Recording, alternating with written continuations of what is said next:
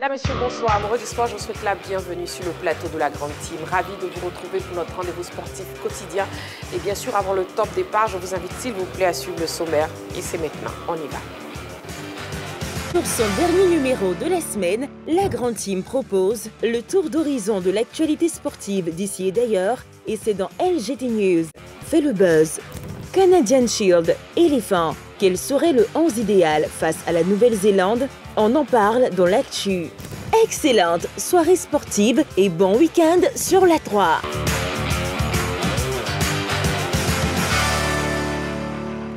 Voilà la question LGT donc de ce soir, Canadian Shield, éléphant, quel serait le 11 idéal face à la Nouvelle-Zélande? Ce sera donc le sujet de l'actu tout à l'heure. Et n'oubliez pas le match qui sera diffusé, bien sûr, oui, sur les antennes de la 3.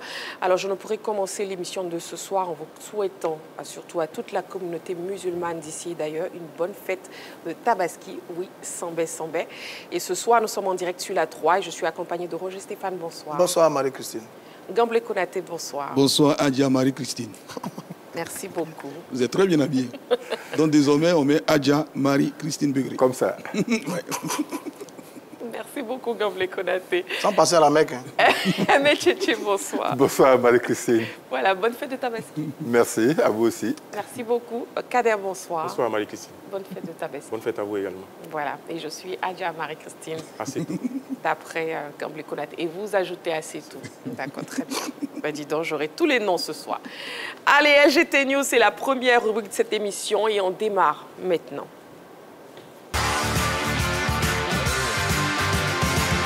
LGT News. Pétanque pour démarrer les news.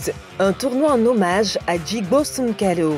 La pétanque était à l'honneur le week-end dernier à Bouaké à l'occasion du grand tournoi de l'amitié doté du trophée Djigbo Sounkalo. 68 doublettes issues de 17 clubs venus de l'ensemble du territoire national se sont affrontés sur les différents terrains de Kamounokro spécialement aménagés pour l'occasion. Après 48 heures de compétition, marquée par une centaine de parties disputées, sous le regard admirateur des autorités administratives et traditionnelles locales, la doublette Akabla Marcelin, Niaoré Herman Romario l'emporte en finale 13-8 face au duo Bouddha Adama Dibi César au bout d'une heure 15 minutes. À l'heure des récompenses, les 16 premiers au classement général ont été honorés, clôturant en beauté cette première édition du trophée Djigbo Sounkalo que les organisateurs entendent institutionnaliser pour la promotion de la pétanque, symbole de paix et de cohésion à Bouaké. J'ai coutume de dire que la pétanque même, en elle-même, met en exergue la vie tout entière.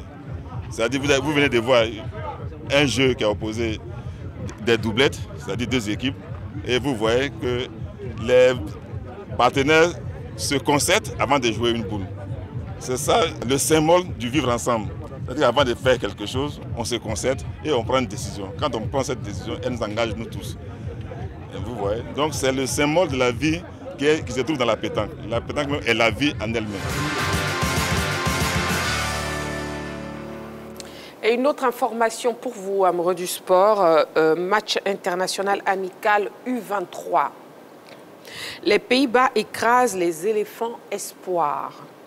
Les Pays-Bas et la Côte d'Ivoire étaient opposés ce soir dans le cadre d'un match international amical U23. Cette rencontre a été remportée par les jeunes néerlandais sur le score de 3-0. Younes Zerdouk et ses hommes sont apparus fébriles devant une formation néerlandaise qui a maîtrisé parfaitement le match donc que vous avez pu voir tout à l'heure sur les antennes de la 3. On commence le débrief des news maintenant avec Roger. Oui, justement, sur ce match amical international entre nos U23 et les Hollandais, le match qui a tourné un peu à la correction pour les éléphants de Côte d'Ivoire. 10e minute, ouverture du score par Dave Rent. 35e minute, Mylène Manoff corse l'addition pour les Hollandais. Et puis à la 75e minute, le troisième but de Luciano Valente, 3-0 pour la Hollande. On a vu une équipe hollandaise qui a parfaitement maîtrisé son sujet, qui joue simple, qui joue juste, une équipe professionnelle. On a eu le sentiment que cette équipe-là, avec ces garçons, avait l'habitude de jouer ensemble. Ils ont fait une véritable démonstration. Les éléphants de Côte d'Ivoire, les éléphants espoirs ont fait ce qu'ils pouvaient. Il y a eu quelques belles actions quand même. L'action de Fofana à la 27e minute, notre action de Drissa Kamara à la 29e minute, à la 42e minute, il y a une frappe également d'Ablo Traoré. Mais tout ça, ça n'a pas atteint l'objectif, celui d'inscrire un but ou des buts dans cette rencontre. Les éléphants sont inclinés 3-0. Il y a eu beaucoup d'erreurs défensives, notamment avec Abaka Dosso, le gardien de cette équipe des éléphants, Ange Aoussou, le défenseur central, également dans cette équipe des éléphants, qui ont commis quelques erreurs défensives qui ont coûté très très cher dans notre équipe. Et puis il y a eu quelques déceptions quand même. Mao Dorgeles au milieu de terrain qui a été très très transparent. Malik Yakoulié, dont tout le monde parle tant, également qui a été très très transparent. Donc tout ça, les ingrédients n'étaient pas réunis pour faire une belle prestation face aux Hollandais.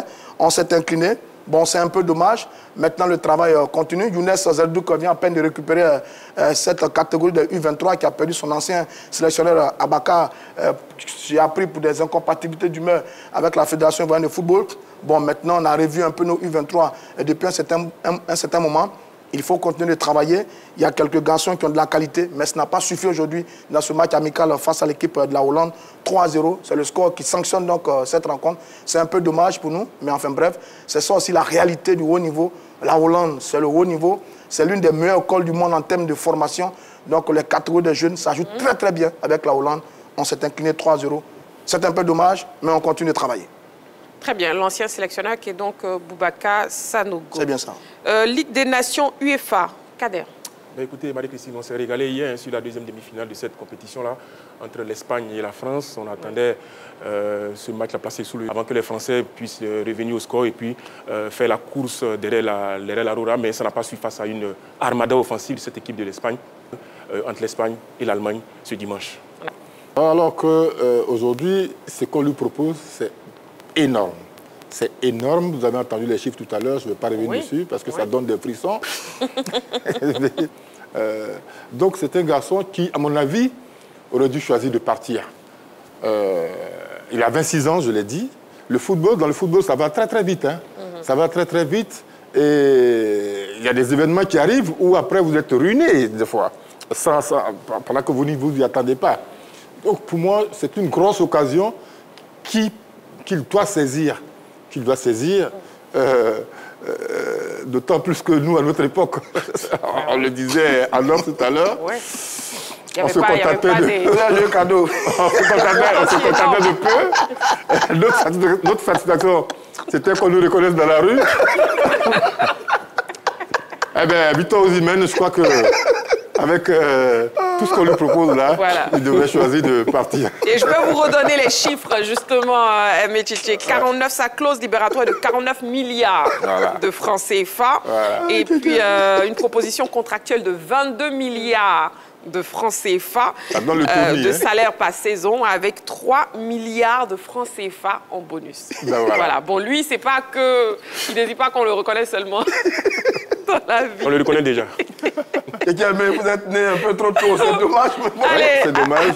Avant de débriefer l'information de Gamble Konaté, on va marquer une petite pause pour la publicité. Mais déjà, n'oubliez pas la question LGT, Canadian Shield, éléphant, quel serait le 11 idéal face à la Nouvelle-Zélande. Le match qui sera donc diffusé, bien sûr, sur les antennes de la 3 demain.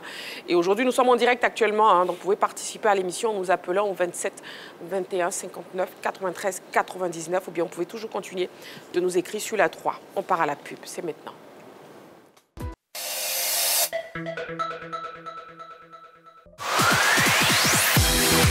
Salut à tous, je suis Yves Mar, je vous donne rendez-vous tous les jours de la semaine, du lundi au vendredi, 11h15, 12h30 pour le nouveau concentré de l'actualité urbaine et populaire, le midi.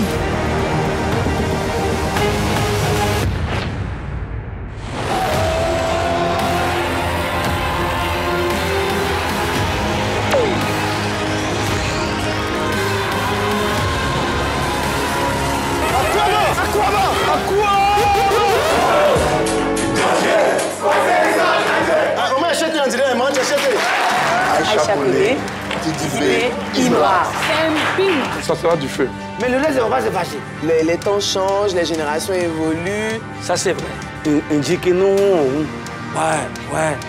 Pour mon fils, tu sais, je suis de cœur africain. Mon nom c'est Michel Gou et Digo Kala. Tenez-vous bien parce que ça va commencer à chauffer.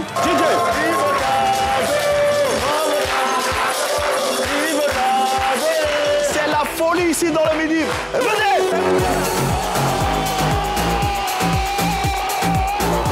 Le Midi, le nouveau concentré de l'actualité urbaine et populaire. À boire du lundi au vendredi, 11h15, en direct sur les antennes de l'A3. Présentation Yves Aymar. Le Midi, téléplaisir.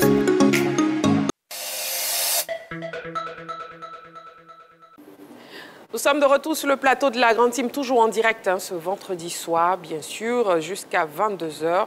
Et on va parler pétanque avec Gamblé Konaté. Oui, absolument, avec, on va dire, ce magnifique tournoi, cette compétition de pétanque s'est déroulée, on va dire, à Boaké, précisément à Kamonokro. Et on va dire, c'était une occasion pour les boulistes ivoiriens, donc venus de l'ensemble du territoire national, de se retrouver. Au-delà donc de l'hommage qui a été rendu à feu Djibo Sounkalo, on le sait, un premier maire de la commune de Boaké, ce fut des retrouvailles entre les boulistes venus de l'ensemble du territoire national. On le sait, après 48 heures de compétition, c'est la doublette guidée par Niaouré Herman Romario, qui était champion du monde, il faut le préciser, qui s'est imposé en 14 mai 13-8, un peu plus tôt. Champion du monde de pétanque. Oui, champion du monde de pétanque, bien sûr, en série doublette Niaouré Herman Romario. Voilà, c'est cette doublette-là qui s'est imposée. Un peu plus tard, on va dire les boulistes se sont retrouvés, la grande famille de la pétanque s'est retrouvée en assemblée générale. Ce rendez-vous annuel a permis au président Binaté Moadou et les autres présidents des clubs, ils étaient au total 27 à participer à ces assises annuelles-là, de faire le bilan de l'exercice écoulé. Ils en ont profité également pour aborder l'épineuse question de on va dire la crise qui secoue la famille de la pétanque, on va appeler ça comme ça. On le sait, il y a deux fédérations de guillemets, même si cette expression me gêne un peu. Donc il y a la fédération de pétanque qui est dirigée par Binaté Momando, qu'on voit en ce moment. Ouais. Et il y a la FBP de José Gauthier. On sait qu'il y a une médiation qui est menée sous l'égide de la fédération, de la Confédération africaine des sports pétanque, qui a proposé donc que les deux équipes se retrouvent et qu'on ait désormais une seule fédération. Alors, mon avis personnel, et c'est là que je vais finir, c'est que si on veut faire donc une période transitoire, si on veut observer une période transitoire comme ça a été proposé d'ailleurs par le président de la Confédération africaine des sports pétanque, il faut tout simplement permettre à l'ensemble des boulistes, donc aux deux fédérations guillemets, de se retrouver, d'aller à une élection, de sorte que le président qui sera donc élu par l'ensemble des boulistes ivoiriens dirige désormais de façon, on va dire, efficace donc la pétanque ivoirienne. C'est important. On peut faire une transition. Ils sont d'accord. Tout le monde est d'accord avec la transition, mais il faut qu'elle respecte donc les principes de l'égalité et de transparence. Merci beaucoup, Gamblé Konaté. On va passer à ce qui crée le buzz sur la planète sportive. Et c'est dans sa buzz. On y va.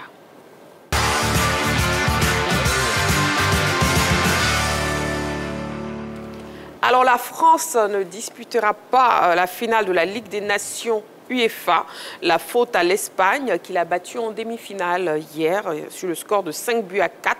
Une élimination qui met au banc des accusés le sélectionneur Didier Deschamps, dont les supporters réclament le départ. Des détails dans cette vidéo concoctée par la rédaction. On regarde. L'équipe de France a pris l'eau hier face à l'Espagne en demi-finale de la Ligue des Nations UEFA. Dépassés défensivement, les Bleus se sont inclinés 4-5. Et même s'ils ont su réagir en fin de match alors qu'ils étaient menés 5-1, ils sont au cœur des critiques les plus acerbes. S'il y a une personne qui n'est surtout pas épargnée après cette sortie de route, c'est bien le sélectionneur Didier Deschamps. À la suite de cette élimination, des voix s'élèvent pour réclamer son départ immédiat alors que son contrat court jusqu'à la fin de la Coupe du Monde 2026. De nombreux internautes ont réagi et souhaitent le voir faire ses valises. Didier Deschamps, il est temps de partir. Match catastrophique si l'Espagne n'avait pas arrêté de jouer. De par son confort de but, le match aurait été 7-1. On ne leurre personne. Deschamps doit partir. Déjà en 2022, on nous traitait de fous parce qu'on voulait mettre Didier Deschamps dehors. Je suis désolé, mais on doit changer d'entraîneur. Peut-on lire sur X?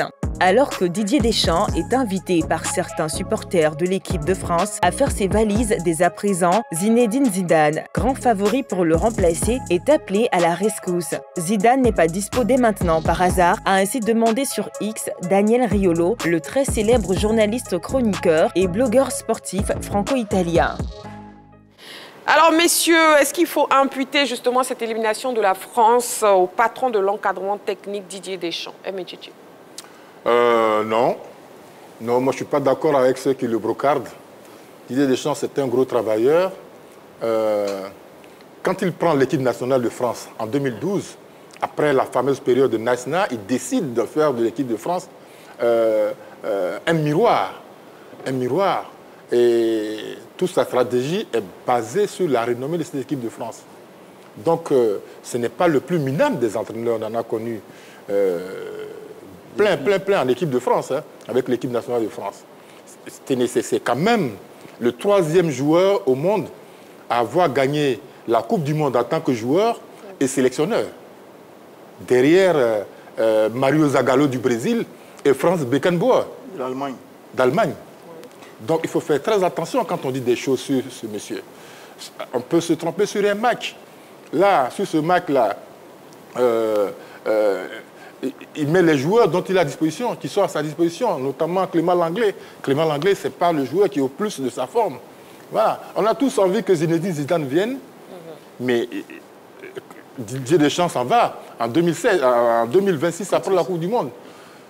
Personnellement, j'aurais voulu qu'il rende le tablier après la Coupe du Monde 2022, mais le président de la Fédération française de football, M. Diallo, a décidé de le reconduire. Et son contrat court jusqu'à la fin 2026, après la Coupe du Monde 2026. Donc, il faut lui laisser le temps d'y arriver. C'est quand même Didier Deschamps qui gagne la Coupe du Monde, la deuxième Coupe du Monde en 1998. En 2016, en 2014, quand il prend l'équipe en 2012, il arrive en quart de finale déjà au Brésil, la Coupe du Monde du Brésil. En 2016, il joue la demi-finale de l'Euro organisée par la France. En 2018, il gagne la Coupe du Monde.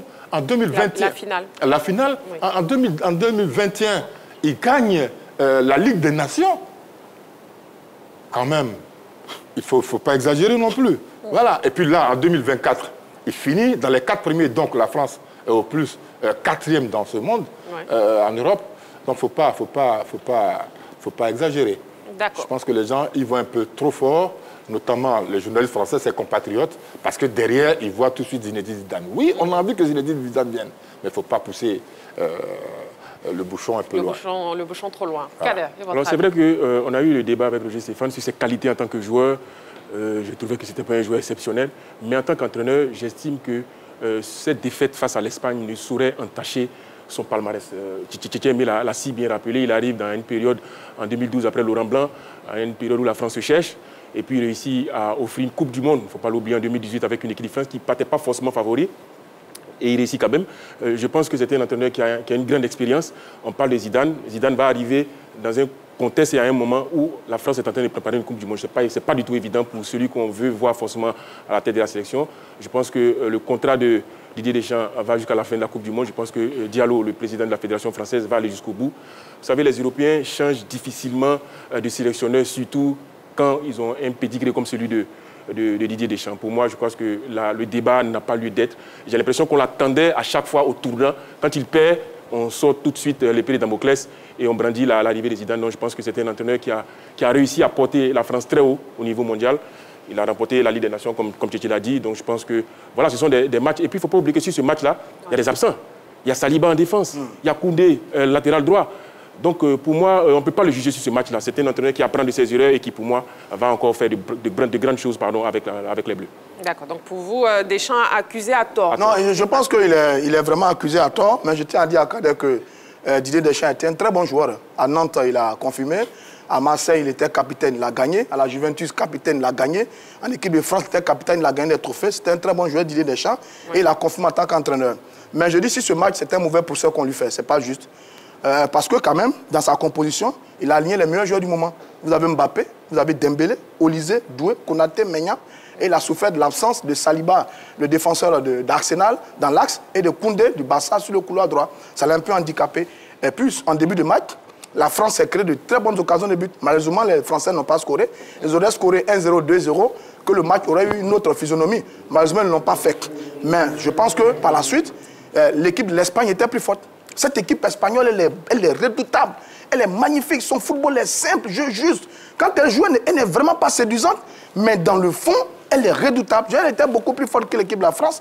Après 4-0, ça a frisé l'humiliation.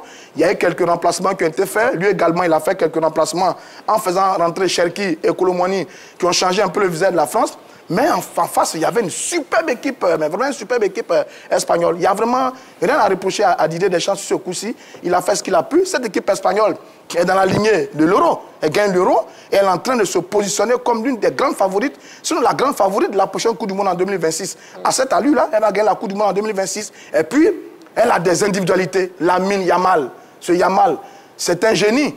C'est-à-dire que cette saison, tout ce qu'on aime avec le football, on a eu ça à Lamine Yamal.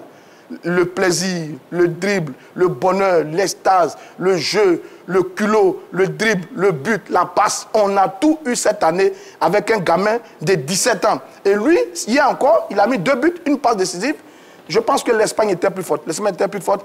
Je suis d'accord, on en parlera, pour le retour de Didier, pour l'arrivée de Zidane avec l'équipe de France. Mais hier, c'est un faux procès qui a été fait à Didier Deschamps. Je pense que l'Espagne était vraiment forte hier face à l'équipe de France. Gamble Konaté. Oui, après aussi la France encaisse 5 buts, ce qui n'était plus arrivé depuis 56 ans, 1969, soit l'année du dernier titre du Stade Abidjan avant, avant le titre des champions cette année. Alors, donc, ce n'était plus arrivé. Je pense que c'est une période difficile quand même pour Didier Deschamps. Alors, on parle de l'Espagne, c'est vrai, ils sont champions d'Europe, mais la France est vice-champion du monde. Donc, c'est vrai, ils ont perdu en finale face à l'Argentine. Et ce match ressemble un peu à celui que au match que la France a livré face à l'Argentine. Ils étaient menés 2-0. Ils se sont réveillés dans le dernier quart d'heure. Ils ont égalisé avant donc d'arracher les prolongations. Alors, on a vu 2 visages de l'équipe de France. Les 20 premières minutes étaient disputées jusqu'à l'ouverture du score espagnol.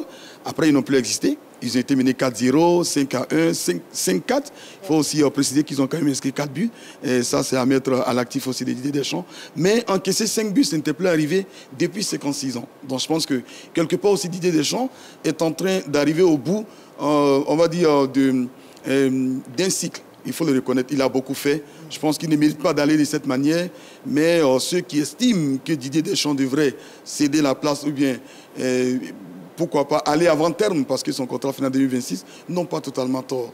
Donc c'est une équipe de France vraiment qui a été, on va dire, mieux connue hier. Oui. Ils ont eu des périodes d'absence, les 10 premières, d'ailleurs Mbappé l'a dit, il y a eu 2 périodes, enfin, les 10 minutes en première période n'ont pas existé, ils ont pris 4 buts.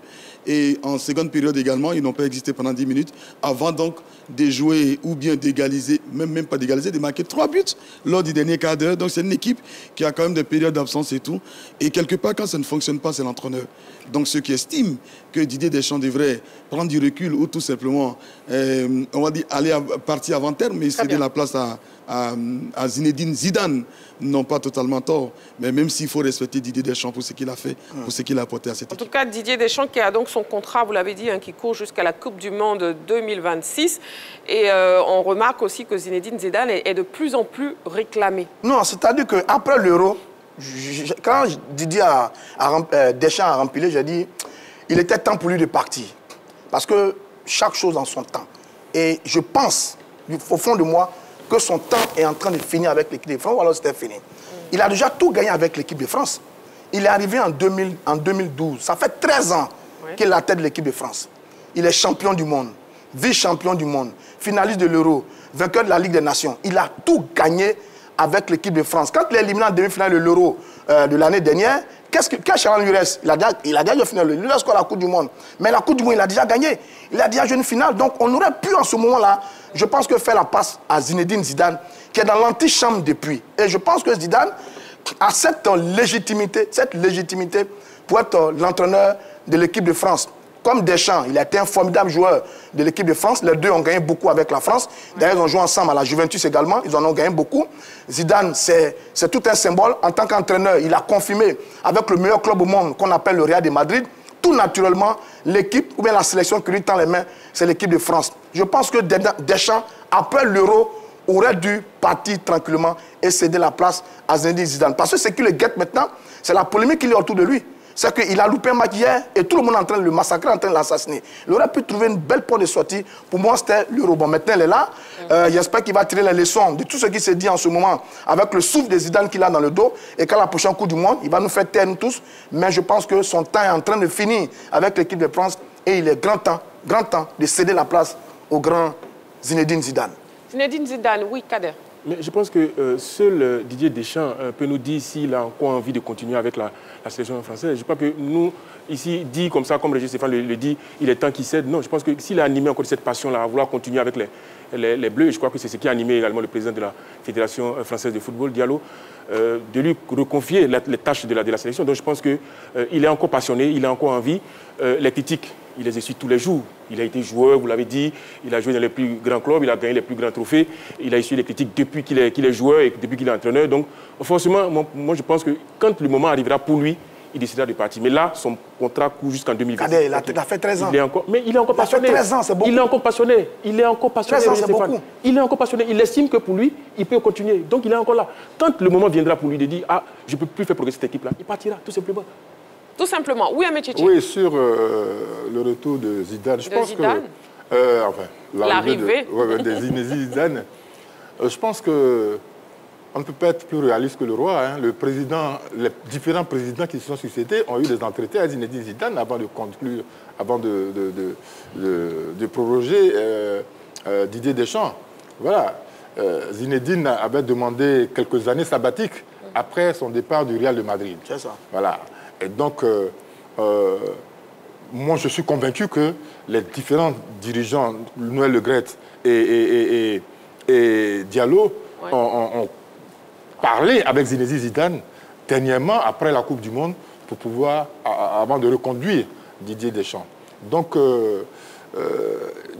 Zidane, on attend tous son arrivée à la tête de l'équipe de France. Oui, on est pressé même qu'il arrive, parce qu'il a été un immense joueur. Il a montré ses qualités de tacticien avec le Real de Madrid, Roger le soulignait tout à l'heure. Mais qu'on laisse Deschamps finir tranquillement. Déjà, hier, sur le match, il fait des changements qui font la différence. Ils ont eu un passage en vide en première période. S'il marque les 7 buts loupés, y a pas, comme on dit chez nous, il n'y a pas de débat. Voilà, les attaquants ont été maladroits, notamment le petit Barcola, Doué, tout ça, ils ont tous échoué, hein, après plusieurs tentatives. Donc, quand il fait son réaménagement tactique avec Colomani et Cherki. Cherki qui rentre, l'équipe change de visage. Voilà. Mbappé est passé à côté du match, bon, mais il demeure toujours un grand joueur. Et Zinedine, Didier Deschamps, un grand entraîneur, je pense qu'il ne faut pas le jeter aux orphelins. Très bien. Oui, Ngamble Konaté. Oui, alors, sur la question Zinedine Zidane, je voudrais dire deux choses. Allez-y. Alors, Zidane, on le voit venir, de toute façon, il viendra. Souvenez-vous que Noël Le Graët est parti suite à des propos qu'il a tenus, vous vous souvenez, à l'égard de Zinedine Zidane. C'est ce qui a suscité l'arrivée, sinon a précipité le départ de Noël Le Graët et Diallo est arrivé. C'est ça. Donc, c'est tout est fait pour que Zidane vienne. Alors, secondo, l'entraîneur actuel, Didier Deschamps, des Bleus, a déjà promis, il a dit, il a pris sa décision qu'il ne renouvellera pas. Donc quand il est arrivé à terme en 2026, naturellement, il va partir. Il a déjà pris la décision, donc il ne va pas rester de toute façon. Et c'est Zidane que tout le monde attend. Et c'est d'ailleurs pour cela que les nombreuses sollicitations, même dans les pays arabes et tout, Zidane a toujours refusé toutes ces sollicitations parce qu'il a certainement conclu un accord qui est peut-être, qui n'est pas officiel, mais qui est officieux, qui dit que Zidane doit succéder à Didier Deschamps. À Didier Deschamps, c'est ce que nous attendons tous les amoureux de foot, bien sûr. Alors, à présent, messieurs, revivons ensemble les 9 buts inscrits justement hier lors de ce Espagne-France. On regarde.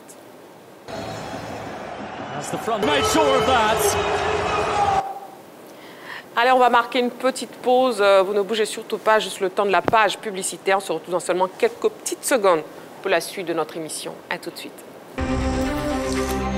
Allez, salut à tous et bienvenue dans l'heure des Tchackers et merci de votre confiance. Messieurs, installez-vous confortablement le temps de cette chaude empoignade. On regarde. L'équipe nationale de Côte d'Ivoire affronte son homologue de la Nouvelle-Zélande ce samedi au stade BMO Field de Toronto dans le cadre du tournoi des 4 nations dénommé Canadian Shield. Avec un effectif largement renouvelé par rapport aux précédentes échéances, le sélectionneur national Emers Faé va devoir composer une équipe inhabituelle. Bien qu'il ne soit pas du genre à s'enfermer dans un schéma tactique, le technicien ivoirien ne devrait pas sortir des sentiers battus. L'option du 4-3-3 s'avère la plus plus logique. Dans ce schéma classique, non seulement la sélection a de solides repères, mais l'entraîneur aussi a la possibilité d'exploiter au mieux le potentiel de son effectif. Ainsi, devant le gardien Yaya Fofana, il devrait aligner une défense à 4. Jean-Philippe Gbamin et Odilon Kosonou, deux joueurs expérimentés, ont les faveurs pour former la paire axiale. Sur les flancs, si Wilfried Singo est indiscutable à droite, ce n'est pas le cas à gauche où le sélectionneur aura l'embarras du choix entre l'expérience de Ghislain Conan et la fraîcheur de Christopher Opéry. Au milieu de terrain, le capitaine Franck Kessié et Ibrahim Sangaré se présentent comme les valeurs sûres à positionner devant la défense quand Parfait Guillagan a de fortes chances d'inaugurer sa première cape au poste de numéro 10. L'ancien meneur de jeu de l'Africa Sport cristallise les attentes des observateurs et des supporters sur ce tournoi. L'attaque, elle, devrait être toujours construite autour de Sébastien Haller. Celui-ci pourrait avoir à ses côtés les Niçois Evan Guessant et Jérémy Boga. L'objectif des éléphants est de remporter ce premier match face à la Nouvelle-Zélande avant d'affronter le Canada mardi. Cependant, la tâche ne s'annonce pas aisée car les All Whites sont loin d'être des faire-valoir. Déjà qualifiés pour la Coupe du Monde 2026, les poulains du sélectionneur Darren Basiley peuvent compter sur la force de frappe de leur capitaine Chris Wood, le buteur de Nottingham Forest. Ce match contre la Nouvelle-Zélande se présente donc comme un test grandeur nature pour Emers Faye et les éléphants. Canadian Shield, quel serait le 11 idéal face à la Nouvelle-Zélande? Déjà, revoyons la liste des joueurs retenus par le sélectionneur national Emers Faye pour le tournoi Canadian Shield. Alors, cette liste, on a 3 gardiens de but. Alors, voilà, cette liste, on a 3 gardiens de but, naturellement. Yaya Fofana, Mohamed Kone, Ali Badra, Sangaré. Donc, ils sont au nombre de 3 gardiens de but. 8 défenseurs, Clément Akpa, Jean-Philippe Gbamin, Cédric Kipré, Ghislain Conan, Odilon Kosonou, Christopher Opéry, Wilfried Singo et Luc Zobé. Voilà, 8 défenseurs. On passe au milieu de terrain. Ils sont 6. Lazare Amani, Mohamed Diomandé, Morik Bané, Franck Kessié, Yannick Parfait Guillagon, Ibrahim Sangaré. Voici les 6 milieux de terrain. On va passer aux attaquants pour terminer. Simon Adengra, Jérémy Boga, Emmanuel Lat, Evan Guessant, Sébastien Teddy Haller, Nicolas Pépé. 6 attaquants, voilà. Voilà donc la liste justement du sélectionneur national Faye. N'oubliez pas, le téléphone de la 3 est ouvert. C'est le 27 21 59 93 99 pour nous joindre actuellement, puisque nous sommes en direct sur la 3 pour participer à l'émission et pour nous donner votre 11 idéal. On va commencer avec Kader. Écoutez, dans les buts, j'ai mis Yaya Fofana parce que j'estime que c'est un gardien qui est là. On pense qu'il est là depuis 5-6 ans. Non, il est arrivé avant la CAN, donc il a besoin d'avoir ses repères. C'est le titulaire indiscutable. Donc il a besoin d'avoir, comme j'ai dit, cette complémentarité avec les défenses qui sont alignées.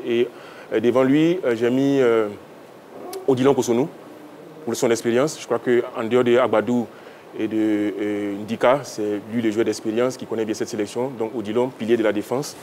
Et puis à ses côtés, Gbamin, qui revient, comme on l'a dit, pour la deuxième fois, et qui a cette capacité de jouer aussi bien milieu défensif que arrière central. Et puis au milieu, ce trio-là, Franck Kessié, Sangaré Ibrahim, belle complémentarité, on les a vu jouer plusieurs fois. Et puis le nouveau, c'est Guillagon Parfait, dans le rôle du numéro 10. On est curieux, on est impatient de voir ce garçon-là dans le rôle de meneur de jeu. Il a cette qualité technique-là. Il a un très bon rapport avec le ballon. On l'a vu à l'Africa, il est passé par Israël. Aujourd'hui, il est à Charleroi en Belgique. Donc, on attend beaucoup de ce joueur-là. Et puis devant, Teddy Haller en tant qu'avant-centre. Et puis sur le côté, pour animer les couloirs, Nicolas Pépé, qui est bien revenu avec Villarreal. Et puis Simon Adengra.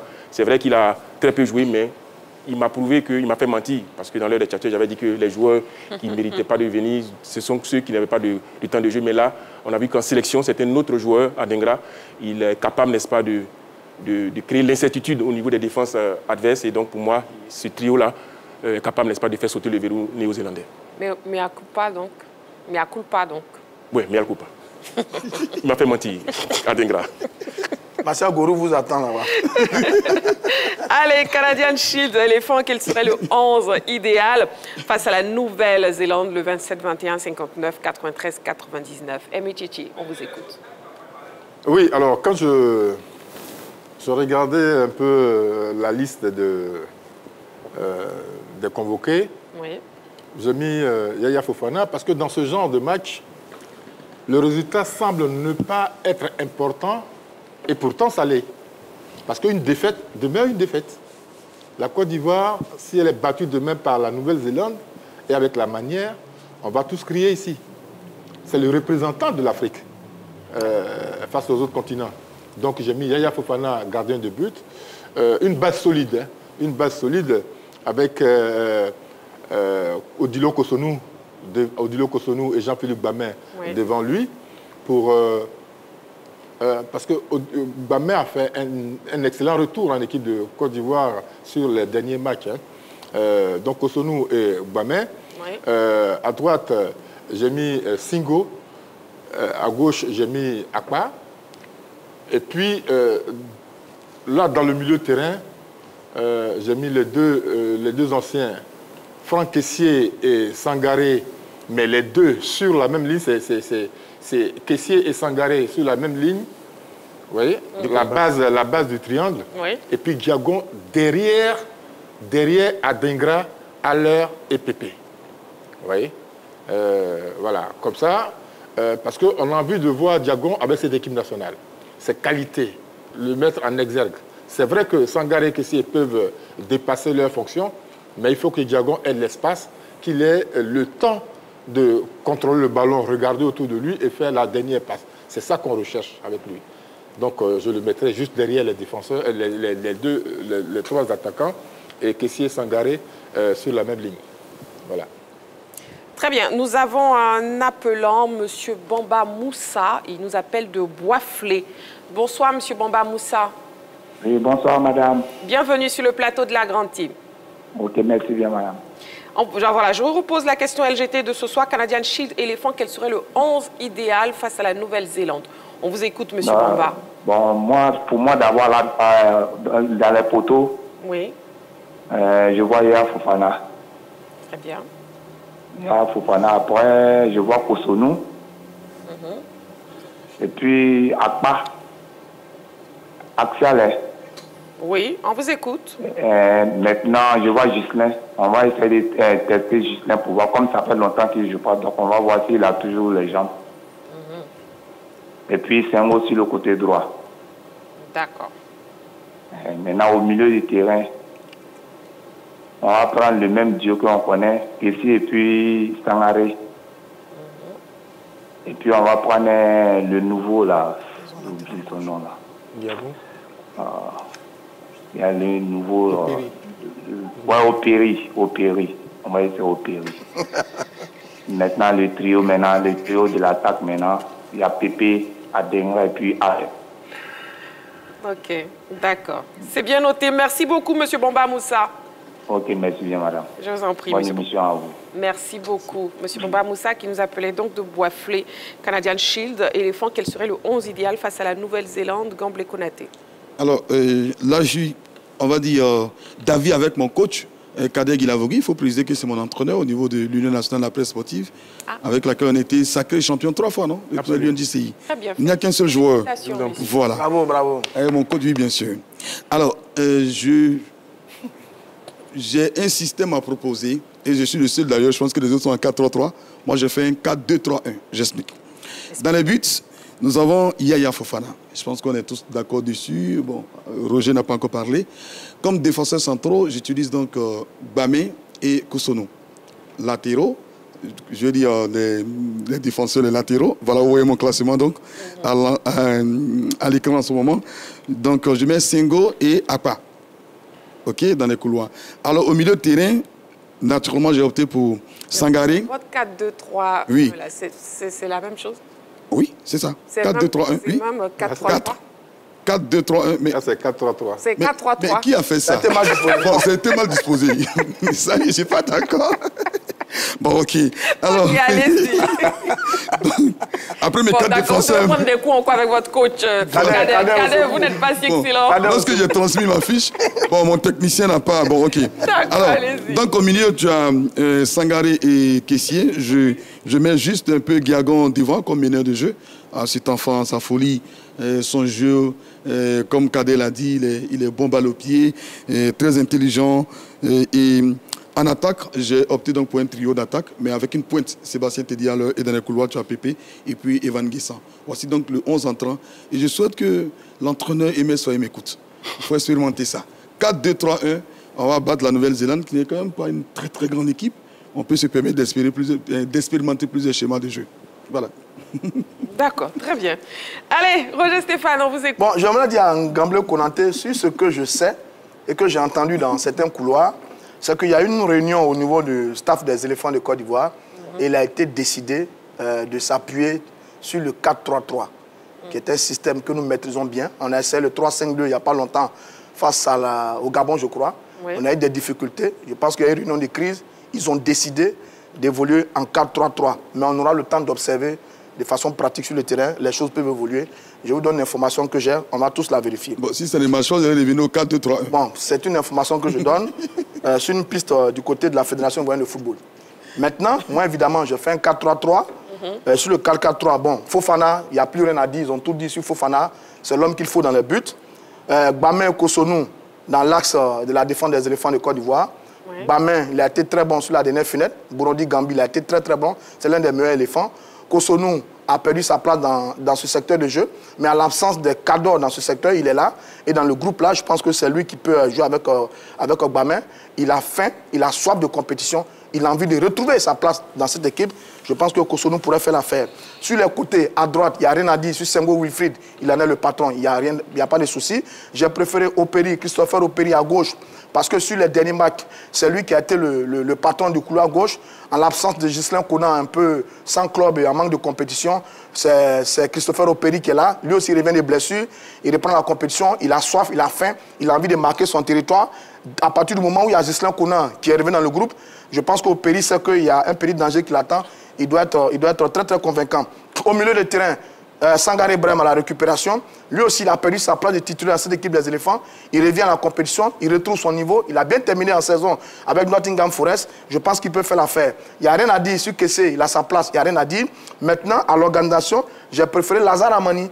Lazare Amani parce que Amani a plus de repères avec cette équipe des éléphants que Diagon Parfait. Lazare Amani a déjà joué des bouts de match, il a déjà commencé des matchs, il a déjà montré de très bonnes sensations, il connaît mieux l'équipe. Je pense qu'on peut commencer avec lui et puis peut-être un peu plus tard essayer Diagon Parfait qui est un peu l'inconnu pour moi. Et puis sur le front de l'attaque, Nicolas Pepe dans l'un des couloirs, qui a fait une superbe saison avec Villarreal, qui a cette expérience de ce niveau de compétition, il peut aider les jeunes. Sébastien Haller dans l'axe, c'est le leader de l'attaque des éléphants de Côte d'Ivoire. On ne peut absolument rien contre ce Sébastien Haller, c'est lui, c'est le patron. Maintenant, dans le couloir gauche, on va sacrifier un peu Evan Guessant, qui joue parfois ce rôle-là du côté de Nice, qui a été l'un des meilleurs éléphants cette saison. La rédaction d'ailleurs de la 3 l'avait plébiscité comme le meilleur Ivoirien cette saison. Donc j'irai avec une attaque à 3 composée de Evan Guessant, Nicolas Pepe, Sébastien Haller, un milieu composé de Sangaré Brem, Franck Kessé, Lazare Amani et une défense faite de Bamin, Kosonou, Sengo, Opéry et dans les buts Yaya Fofana. Yaya Fofana. 4-3-3. Nous avons un appelant, M. Kouadio Gervais, il nous appelle de Oumé. Bonsoir, M. Kouadio Gervais. Bonsoir, maman. Bonsoir à tout le monde. Bienvenue sur le plateau de la Grande Team. Et on vous écoute. Quel serait le 11 idéal face à la Nouvelle-Zélande Canadian Shield? Moi, j'ai opté pour un 4-3-3 comme tout le monde pratiquement. Je mettrai en défense Konan Ghislain. Oui. À la phase de Bamin, je préférais Kipré les formations des défenseurs. Bamin, lui, c'est un milieu qui a été transformé. Kosonou. Et puis Sengo. En milieu, je mettais Kessier, Lazare Amani, Sangaré. En attaque, comme d'habitude, je mettais Adengara, Haller, puis Pépé. Oui. Voilà. D'accord. D'accord. Merci beaucoup, M. Kouadio Gervais. Merci. Je vous en prie. Allez, bon, messieurs, déjà, vous semblez unanimes sur la paix axiale Bamin-Kosonou. Qu'est-ce qui explique cela, Kader? Oui, Odilon d'abord parce que, comme on l'a dit, c'est un des piliers de la défense. Stéphane parlait de sa sortie de son statut de titulaire, mais juste parce qu'il était blessé. Il est blessé, on l'a vu sur la CAN, il était bien revenu, il a livré une super finale face au Nigeria. Et donc, depuis, il a pris ses marques. L'expérience d'Odilon Kosonou. Et puis, Bamin, pour sa qualité de relance. Il est capable de jouer long, capable de jouer court. Je crois qu'en dehors d'Indika, je crois que c'est l'un des défenseurs qui est capable de trouver les Sébastien Haller ou la Dengra sur les côtés pour surprendre l'adversaire, parce qu'on ne va pas rester dans un même schéma de jeu. À un moment donné, il va falloir jouer long, allonger comme on dit. Et donc pour moi, ce joueur-là, il a cette qualité technique-là. Maintenant, dernier argument, c'est qu'on va croiser une équipe néo-zélandaise. Si vous voyez les gabarits des néo-zélandais, c'est un peu des rugbyman. Donc on a besoin de puissance athlétique en défense, notamment sur les coups de pied arrêtés. Et je pense que dans ce domaine-là, Odilon Cossonu et Gbamé, pour moi, sont les meilleures solutions pour contrer, n'est-ce pas, les offensives néo-zélandaises. Oui, alors, j'ai choisi cette paire parce qu'il faut une base solide. Il faut une base solide. Il y a le gardien d'abord qui est solide, Yaya Fofana.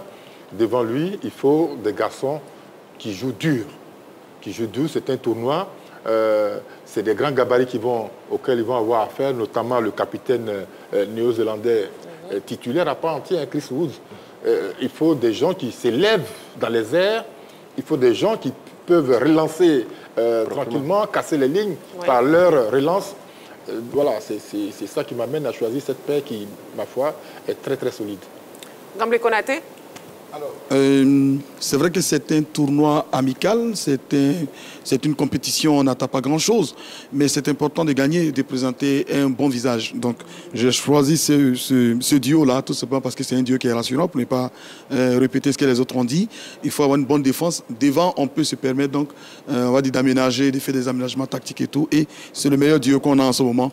Et face à des Néo-Zélandais, il a précisé, qui sont très costauds, donc il faut avoir des défenseurs, surtout centraux, qui sont également costauds, qui sont capables donc de stopper voilà, des éventuelles offensives. Et pourquoi pas, devant, ça va se jouer. Certainement, mais on aura le temps de parler de ce qu'on a placé devant. Ouais. Non, je pense que c'est une paire qui s'impose naturellement dans le groupe qu'on a. Même quand vous regardez la liste, le dernier axial qui reste, c'est Kipré. C'est Kipré, qui est déjà venu une fois, qui revient une deuxième fois, mais ce n'est pas encore un grand bonhomme de la sélection. Or, dans le groupe qu'on a, le grand bonhomme qu'on avait il n'y a pas longtemps, c'est Cossonu, Odilon Cossonu. À la CAN, ça a été l'une des merveilles avec Faye MS. Et puis après, il a changé de club. Il part de Leverkusen à Atalanta. Après, il se blesse. Mais là, il revient à la compétition. Et puis quand même, à son absence, Agbadou s'est imposé dans l'axe. Mais là, je pense que Cossonu a certainement envie de retrouver sa place. Donc ce type de match, ce type de fenêtre peut lui permettre de revenir à son meilleur niveau, de se rassurer lui-même. Et on ne va pas se le cacher. C'est un très bon défenseur. Il est rapide, il est dur dans les duels, etc. etc. Cossonu est un bon défenseur. Gbamé vient de revenir. Mais sur la dernière fenêtre, Gbamé et Sébastien Haller ont été les meilleurs éléphants. Gbamé, il a joué, je crois, dans l'axe, sur les deux matchs, Burundi-Gambie. Il a joué à la fois avec Agbadou. Et une autre fois, il a joué avec Diomandé Ousmane.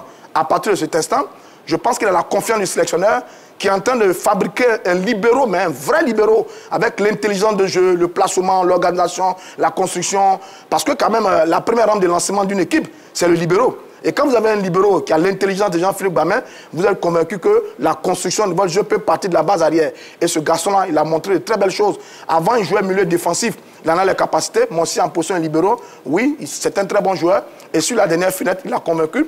Je pense que lui, il joue gros sur ces deux matchs-là. Parce que s'il fait de très bonnes prestations, je pense qu'il va s'imposer dans l'axe des éléphants de Côte d'Ivoire. Donc, naturellement, Gbamé et Cossonu sont les deux grands bonhommes dans le groupe qu'on a qui s'imposent dans l'axe de la défense des éléphants de Côte d'Ivoire. Et au milieu justement, messieurs, est-ce que vous pensez que Ibrahim Sangari a retrouvé sa forme? Oui, je pense que quand on a joué, on a évolué au plus haut niveau, on ne peut pas désapprendre le football. Je pense qu'il a connu une période de baisse, comme ça arrive pour tous les joueurs. Et là, il a repris, n'est-ce pas, on va dire, le bon rythme. Donc on espère voir un Sangari Ibrahim. Je rappelle que sous Jean-Louis Gasset, quand on composait l'équipe des éléphants, c'était Sangari Ibrahim d'abord, parce que c'était le pilier, c'était lui qui faisait les courses folles, capable de jouer balle au pied, capable de transpercer, capable d'aller marquer. Il fut une période, mais il était meilleur buteur des éléphants. Et donc pour moi, retrouver un bon Sangari Ibrahim, cela équivaudrait à avoir une belle équipe des éléphants de Côte d'Ivoire, parce qu'il a tellement d'énergie, ce garçon, il est tellement doué, très intelligent dans le jeu. Pour moi, c'est logiquement qu'on le place dans le milieu de terrain avec Franck Kessié. Très bien, nous avons un appelant, M. Fieni Bernabé, qui nous appelle de Port-Boué. Bonsoir, M. Fieni. Bonsoir, Mme Marie Bédé-Pétine. Bienvenue sur le plateau de la Grande Team. Merci bien. On vous écoute. Je profite pour saluer le plateau. Bonjour. Voilà. Et puis, Canadian Shield, éléphant, quel serait le 11 idéal face à la Nouvelle-Zélande, M. Fieni? Merci bien. Et moi, je propose dans les buts Yaya Fofana. qui est déjà habitué avec la sélection. Même si le doyen Bandera n'est plus, il a pris le goût de la sélection. Et en défense, je mettrais Kosonou, qui allait monter à la défense, quand il allait à quel moment monter, et puis à côté, un surplus à l'attaque. Et je mettrais auprès de lui, c'est Cyprien, c'est lui qui est un défenseur par rapport à Bamin. Bamin, c'est vrai, c'est un défenseur, mais plus aussi dans le milieu défensif. Et il mettrait aussi Bamin au devant la défense. Parce que lui, il connaît aussi au moment où il faut descendre, ou faire un petit bloc en arrière pendant que Kosonou est dedans. À gauche, je mettrais le petit, comment il s'appelle, Alpha Clément. Et à droite, mes chargés à bord, Senghor ou le fils. Et dans le milieu, je mettrais, comme je l'ai dit, Bamin. Sangaré, oui, c'est bon, c'est un bon milieu, mais il a parfois à faire des drills très souvent. Il perd dans ce drill. Il pense que Kessie fait un drill, il veut aussi faire même finalement de libérer le ballon. Et là, il se perd. Donc, il mettrait Bamin à la part de Sangaré. À côté de Bamin, je mettrais Kessie et puis le petit Diagon. En fait, lui aussi, j'ai vu ses statistiques, mais pas mal. Et au devant, on le fait tous. Pépé, Haller et Simon Adingra. Je me dis que là, c'est une compétition amicale, mais c'est le représentant de l'Afrique, que la Côte d'Ivoire, c'est qu'on fait tout pour avoir pour nourrir l'Afrique. Merci beaucoup, Monsieur Fieni. Merci beaucoup. Merci bien et bonne soirée à vous. Merci. Voilà. Et puis en face, justement, on a la Nouvelle-Zélande. Déjà, qu'est-ce que vous savez de cette équipe de la Nouvelle-Zélande, Michichi? Alors, la Nouvelle-Zélande, comme je l'ai dit la dernière fois, c'est un pays qui est connu pour son rugby, pas pour le football, mais c'est une équipe c'est un pays qui a de très très bons joueurs. J'ai parlé de Chris Wood tout à l'heure, le capitaine, il est attaquant, il joue à Nottingham Forest, il a 33 ans, il a 80 sélections pour 41 buts marqués à 33 ans. Et puis, dans le milieu de terrain, vous avez un garçon comme Mathieu Garbett, 23 ans seulement. Il joue à NAC Breda. C'est un milieu de terrain qui vraiment manie le ballon avec dextérité. Et puis, en défense, vous avez un garçon comme Taylor Bindon, 20 ans. Il joue également à Nottingham Forest, 15 matchs. 2 buts marqués avec la sélection néo-zélandaise. Donc c'est une équipe qui alterne, qui a en son sein des joueurs qui ont dépassé la trentaine, mais qui a une relève qui est en train de venir, dont l'âge varie entre 20 et 23 ans. C'est une équipe difficile à manœuvrer. Derrière, ils sont très solides. Et puis, devant, quand ils ont l'occasion de marquer, en tout cas, ils ne ratent pas leur cible. Ils sont très, très adroits devant. Très adroit. Gamble Konaté, l'équipe de la Nouvelle-Zélande. Oui, c'est une équipe qui est très athlétique, il faut le noter. Ils vont certainement nous imposer un duel physique. Ah, ça. Et ça, il faut s'attendre à ça. Et c'est pour ça que on a quand même des attaquants, des joueurs qui manient très bien le ballon, qui sont capables de les mettre en difficulté. Parce qu'un garçon comme Diagon, j'espère qu'on va parler de lui tout à l'heure, mais on a des joueurs qui, balle au pied, sont capables de provoquer, faire reculer en fait cette défense-là. Et donc, nous, on a la technique avec nous, mais en face, on a un duel physique qui vont certainement nous imposer parce qu'ils sont très athlétiques, ils sont endurants et effectivement, ils ont une moyenne d'âge qui est relativement élevé. C'est maintenant que des jeunes arrivent et compétissent également dans des championnats de renom. Sinon que la Nouvelle-Zélande, attention, c'est un collectif solide, des joueurs athlétiques, des joueurs expérimentés. Et même si la Côte d'Ivoire a l'avantage d'avoir des joueurs beaucoup plus techniques, mais eux, ils ont donc cet avantage-là d'avoir des joueurs solides, athlétiques et qui sont vraiment rigoureux dans leurs interventions. Et la Nouvelle-Zélande qui est déjà qualifiée pour la Coupe du Monde 2026. Oui, Kader. C'est ça, sa troisième participation à la Coupe du Monde après 82 en Espagne et 2010 en Afrique du Sud. Roger Stéphane y était. Et donc, vous aussi, d'ailleurs. C'est une équipe qui continue à grandir, s'est qualifiée rapidement dans sa zone. Oui. Et puis, bon, c'est une équipe qui s'est frottée déjà à des équipes africaines, l'Égypte, la Tunisie, et donc qui connaît un peu la culture du football africain. Et donc, voilà, c'est une équipe qui a également rencontré les États-Unis. Elle a accroché les États-Unis un but partout. Elle a perdu 3-0 face au Mexique. Donc, c'est une équipe qui se prépare face aux grands et qui est déjà dans la préparation de la Coupe du Monde, puisque, comme vous l'avez dit, elle est déjà qualifiée. Exactement. Oui. Non, ils ont généralement beaucoup de joueurs en Écosse, en Irlande, dans les divisions anglaises, habitués à ce football britannique, football athlétique, physique. Ils vont nous poser des courses en un point fini. Ils n'ont pas le génie technique des Espagnols, des Portugais et autres. mais ils ont pour cette capacité physique à courir tout le temps, derrière le ballon et avec le ballon. Je pense que c'est sur ça qu'ils vont aller nous chercher. Maintenant, après, nous, c'est de faire preuve de notre technique légendaire. Ce football avec la vivacité de l'Afrique de l'Ouest, notre génie, notre créativité. Mais en face, on va avoir un adversaire qui va énormément courir avec le ballon. Ça va être 90 minutes sans relâche avec cette équipe de la Nouvelle-Zélande, qui est un football parfois très, très british, très, très physique. Donc, c'est leur qualité. Ils le font très souvent. Ce n'est pas une grosse nation de football, c'est vrai, on est d'accord. Mais c'est un bon sparring partenaire qui peut nous permettre de tâter le terrain avant la Coupe du Monde de 2026. D'autant plus que l'équipe est déjà qualifiée. Elle va nous opposer une vraie résistance, il ne faut pas se le cacher. Il va falloir que tous nos garçons attachent un peu leur ceinture parce qu'ils vont courir énormément face à cette équipe de la Nouvelle-Zélande. Canadian Shield éléphant, quel serait le 11 idéal face à la Nouvelle-Zélande? On écoute le public sportif ivoirien. Comme gardien de but, il y a Yaya Fofana, il y a Operi Christopher, il y a Ghislain Kona, Kosonou et Wilfried Senghor comme défenseur. Pour le milieu, il y a Amani Lazare et Franck Kessié, Sangaré Ibrahim. Et à l'attaque, il y a Adengra, Sébastien Haller et Boga Atu. Parce que ces 11 de départ sont des personnes qui se connaissent mieux, qui sont déjà en harmonie, qui ont déjà joué la CAN passée, nous avons remporté. Donc je crois qu'avec ces 11 de départ-là, on va quand même y arriver loin. Dans le but, je pense que je vais mettre le gardien titulaire, Fofana Yaya, c'est ça, Fofana Yaya. En défense, je partirais plutôt pour Kosonou, Odilon, Ghislain à gauche, Bamin à droite, et puis Senghor dans la défense centrale également. Et devant la défense, je mettrais plutôt, on va dire, Sangaré. Et puis en milieu, je mettrais le doyen, comment il s'appelle déjà, Kessié. Et puis il y a qui encore? Peut-être Amani Lazare. Oh, voilà. En attaque, bon, voilà, le trio, Nicolas, Adengra, et puis le doyen, le vieux père, notre attaquant de tous les jours, Sébastien Haller. Je pense qu'ils ont déjà presque joué ensemble, donc il y aura peut-être cette affinité, ce courant, cette connaissance de pouvoir jouer ensemble. Et puis voilà, ça va faire que le beurre sera, et puis voilà, rapidement. Mais 11 de départ, moi je mets le gardien de but comme Yaya Fofana, parce qu'il a fait une bonne carrière en Ligue 1. Et au secondo, comme les défenseurs, il met le Senghor latéral droite, Kipri avant-milieu, Kosonou avant-milieu défensif aussi, et Operi latéral gauche. Au-delà de ça, on va aller notre milieu du terrain maintenant. Je cite le nom du capitaine Franck Kessié. Il a fait une bonne performance en Arabie Saoudite cette année. Donc il mérite d'être toujours le capitaine des éléphants. Et au secondo, je mets Sangaré. Voilà, Sangaré, bon, il a été un peu moins faible, mais comme c'est l'équipe nationale, il va fournir ses efforts.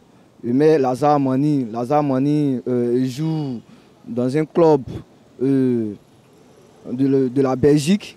Mais bon, je ne suis pas trop ses matchs, mais c'est qu'il va fournir ses efforts demain aussi, pour que le peuple puisse le soulever.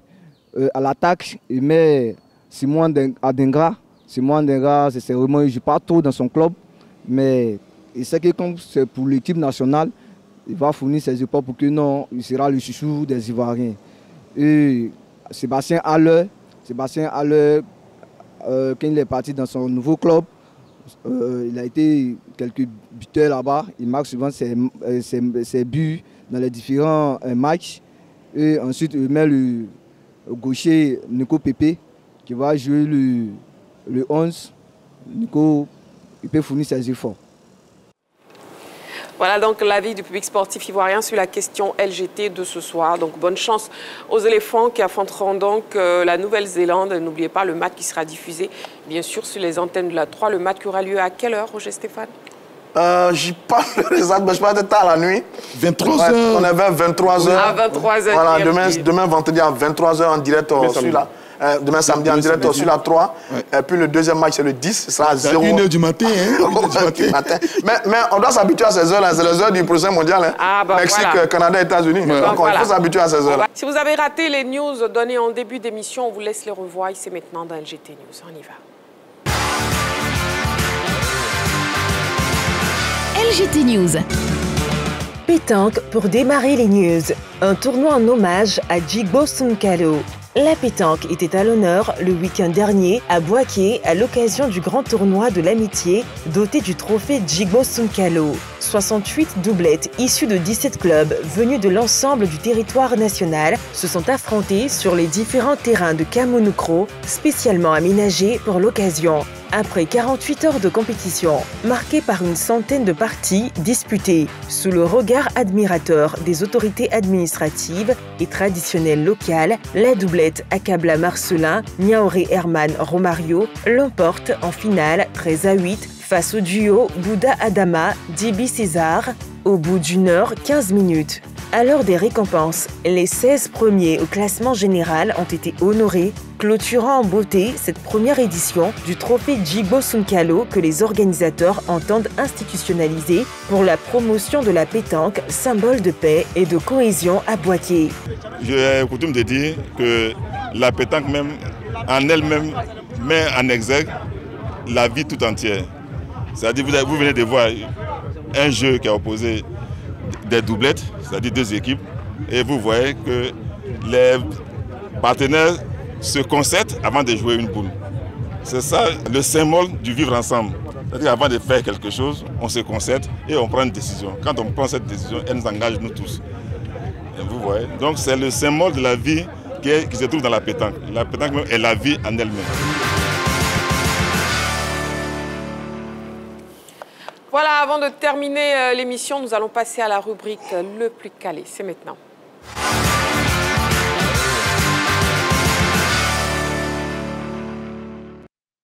Ce soir, vous pouvez jouer chez vous à la maison, messieurs, à vos ardoises sur le plateau. Première question. Quel est le nom du sélectionneur du Canada? A. John Erdmann, B. Mauro Biello ou C. Jesse Marsh. A, B ou C. Jesse. C'est Magloire Job qui fait la chose comme ça. Est-ce qu'on a oublié de répondre? Moi, je passe. Hein. Quel est le nom du sélectionneur du Canada? On y va. A, B ou C. La réponse A pour Roger Stéphane, la réponse A pour Gamblé Konaté, la réponse C pour Aimé Tchétché et la réponse C pour Kader. C'est la réponse C. Jesse Marsh. Jesse Marsh. Le technicien américain dirige la sélection canadienne depuis mai 2024. Ses deux prédécesseurs sont l'anglais John Erdmann et le canadien Mauro Biello. Merci pour la piste, Marie-Christine. Je vous en prie. C'est quelle piste? Vous avez prononcé Jesse Marsh 2 fois. Donnons la D'accord, donc je vais prononcer 2 fois une autre réponse. Écoutez-moi. Deuxième question. Lequel de ces sélectionneurs africains n'a pas gagné de CAN? A. Abdelhamid Kermali. C'est lui. Abdelhamid Kermali. Suivez-moi. B. Mahmoud El Gouari. C. Rachid Mekloufi. A, B ou C. A pour Roger Stéphane, comme pour Aimé Tchétché, comme pour tout le monde. Eh bien, c'est la réponse C. Rachid Mekloufi, présent sur le banc de l'Algérie lors de la Coupe du Monde 1982. C'est cependant son compatriote Abdelhamid Kermali qui a remporté la CAN en 1990 avec les Fennecs. L'Égyptien Al-Gouari a gagné la CAN 1998 avec les Pharaons. Le général Al-Gouari. Troisième question. Qui est l'actuel sélectionneur des Pays-Bas? A. Frank de Boer. B. Ronald Koeman. C. Danny Blind. Danny Blind. A, B ou C, qui est l'actuel sélectionneur des Pays-Bas. On y va. C'est donc la réponse B pour Roger Stéphane et Gamblé Konaté. La réponse C, Kader, c'est un C? Si, c'est un C. D'accord, la réponse pour Kader et Métchétché. La bonne réponse, c'est la réponse B, Ronald Koeman. Le grand Koeman. L'ancien défenseur dirige la sélection batave depuis janvier 2023. Ah bon, l'ancien libéraux de l'équipe. Quatrième question. Kader, écrivez bien, s'il vous plaît, parce que cette écriture est illisible. On est à 1-1. Qui a dirigé la sélection du Nigeria lors de la Coupe du Monde 2014? Qui a dirigé la sélection du Nigeria lors de la Coupe du Monde 2014? A. Stéphane Keshi. B. Augustine Eguavoen. C. Bertie Vox. A, B ou C. Qui a dirigé la sélection du Nigeria lors de la Coupe du Monde 2014? On y va. Réponse C. Réponse C pour Roger Stéphane, comme pour... Votre C est vraiment bizarre, comme pour Kader. Et la réponse A pour Gamble Konaté, tout comme pour Métchétché. La bonne réponse est la réponse A. C'est ça. Stéphane. Il a remporté la CAN 202013 avec le Nigeria. Le champion d'Afrique 2013. Mais il était entraîneur avec en 2013. Eagles a mené son pays en 8e de finale du mondial 2014, éliminé par la France. Et c'est d'ailleurs eux qui nous ont éliminés. 5e et dernière question, Gamble Konaté, on se concentre. Lequel de ces ex-sélectionneurs des éléphants n'a jamais gagné la CAN? A. Rad Onianovic. N'a jamais gagné la CAN. Otto Fischer. Rade Onianovic. B. Otto Fischer. C. Yo Martial. N'a jamais gagné. A, B ou C? On y va, messieurs. Mais c'est A et B là n'ont jamais gagné. Regardez, vous avez peur d'écrire. A et B. Même regardez son écrit. Même le B même. C'est A et B, les deux là. Les deux là n'ont pas gagné. Stéphane, il n'y a pas de A ou B. Non, A et B là n'ont pas gagné. Donc, il n'y a pas de A ou B, c'est une seule réponse. Bon, prenez ce que vous voulez. D'accord. C'est Yo Martial. Donc, je prends B. Kader et vous, Gamble Konaté. Donc, je prends B. D'accord. Donc, Otto était... Bon, vous allez finir. Otto était l'adjoint de Yo Martial à 92. Donc, la réponse B pour Roger Stéphane. Ils nous ont eu. Comme pour Gamble Konaté. Ah, d'accord. Et la réponse A, très bien, Métchétché, comme pour Kader. La bonne réponse... La bonne réponse est la réponse B. Moi-même, je voulais qu'il prenne ces deux-là. C'est la réponse B, c'est Otto. Otto était avec Yo Martial au Sénégal. Bon, silence, je vais bien vous expliquer. C'est qui? Je vous explique. Expliquez-nous. Otto Fischer, entraîneur des éléphants de 1982 à 1985, le technicien allemand a joué sans succès la finale de la CAN 1992 avec le Ghana et 2008 avec le Cameroun. Oui, c'est vrai. Onianovic a remporté la CAN 1984 avec les Lions indomptables et Yo Martial en 1992 avec les éléphants. Donc, ils ont joué au pif et ils ont gagné. La vérité, c'est parce qu'on n'a pas compris la question. Non, parce que c'était les éléphants seulement. Et pourtant, je regarde les images de Sénégal 92. Et puis j'ai l'impression de voir... Le test sur le banc ghanéen. Otto Fischer. Le test sur le banc ghanéen. La finale, quand Abedi Pelé n'a pas joué. Allez, qui est le plus calé donc ce soir, ce vendredi soir? Ça aurait pu être moi. Ah, mais on est à égalité, le plus calé, il n'y a pas d'égalité, il y a un vainqueur. Ouh là là! Gamble Konaté, félicitations! On est à égalité, non? Merci beaucoup, oui. On est à égalité? Non, vous n'êtes pas égalité. Gamble Konaté n'est pas de danse. Gamble Konaté n'est pas de danse. C'est bon, ça va. Allez, c'est vendredi soir, c'est donc la fin de la grande vie. Allez, reposez-vous bien, prenez soin de vous. Merci beaucoup, messieurs. Merci. Merci Kader, merci à Métchétché. Merci, c'était un plaisir. Merci Roger Stéphane. Merci Gamble Konaté. Merci Adja Marie-Christine Begri. Voilà, merci Amoureux du sport. Rendez-vous est donc pris pour nous lundi. D'ici là, prenez soin de vous et n'oubliez pas, faites toujours du sport.